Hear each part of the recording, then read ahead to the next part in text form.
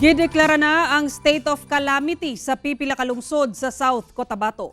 Atong sayro ng detalye ini sa live report ni Jess Tony Humamil. Jess? Sara, duha ka mga lungsod sa probinsya sa South Cotabato ang gipailawom sa state of calamity. Human sa nasinating grabe nga pagbaha samtang napulo ka mga balay sa banga South Cotabato ang gikuso-kuso sa kusog nga hangin. Nagdeklara na og state of calamity ang lungsod sa Surala ug Tampakan sa South Cotabato. Human sa kadaot nga gibilin sa lapad nga pagbaha sa moong mga lungsod sa milabayng mga adlaw. Kung diin, daghang mga pananom ang gibanlas sa baha. Daghang mga infrastruktura sab ang nadaot sama sa tulay, lakip mga kabalayan.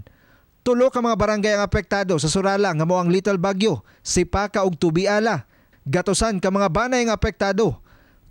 Samtang sa lungsod sa Tampakan, kapin 200 ka banay ang gipanghikling gikan sa tulo ka mga apektadong barangay sa lungsod nga mao ang Danlag, Pulabato ug Palo.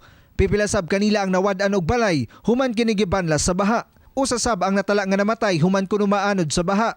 Sa bayan po ng Surada, ang dami pong mga naapektuhan, tulay po na nasira at saka mga agricultural area. Same thing din po sa may bayan naman po ng Tampakan, mga tulay, approach ng tulay, and syempre yung mga agricultural areas na nadamage. Samtang sa banga South Cotabato, daw gikuso-kuso sa kusog nga hangin ang pipila ka mga balay sa Purok Upong Barangay San Vicente ato sa nasinating kusog nga pag-ulan kagahapon sa lungsod.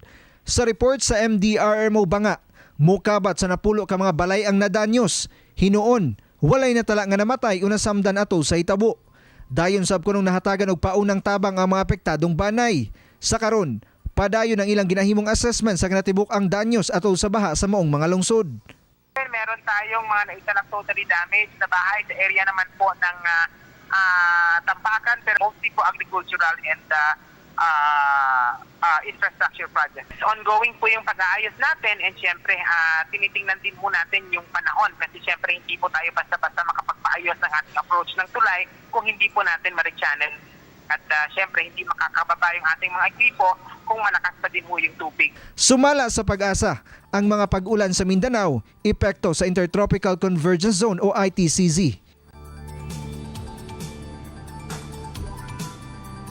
Sara, dugang pahimangno sa PDRRMO South Cotabato ngadto sa katawhan sa probinsya nga nanimuyo do sa sapa o mga landslide prone areas nga dili nahulaton pa nga mukusog ang ulan una mubakwit. Sara. Okay, dagang salamat, Jess Tony Humamil.